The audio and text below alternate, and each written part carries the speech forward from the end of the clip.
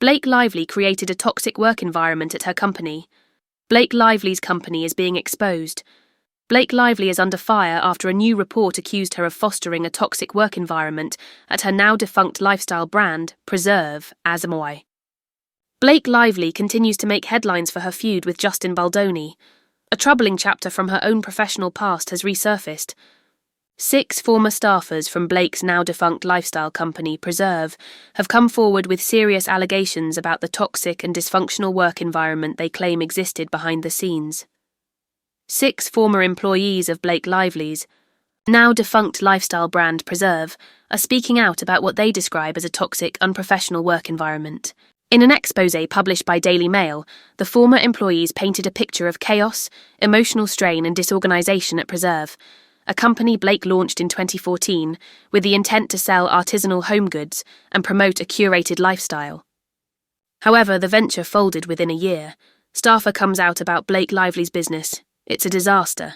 One staffer described the business as an absolute disaster, alleging that the current workplace allegations Blake is making against Justin are deeply ironic.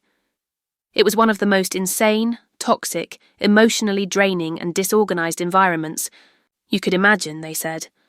Another ex-employee claimed Blake's attitude contributed to the toxicity, stating, "Could imagine," they said.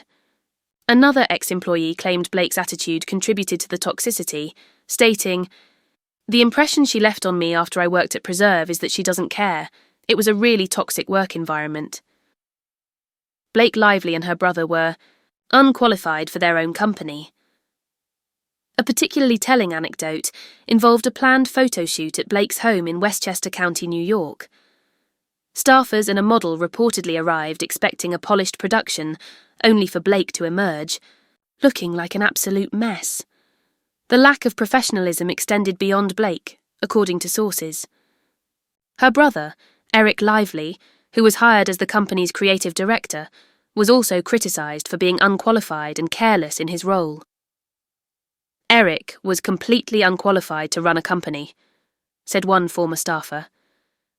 There were a lot of ways in which the employment was unprofessional.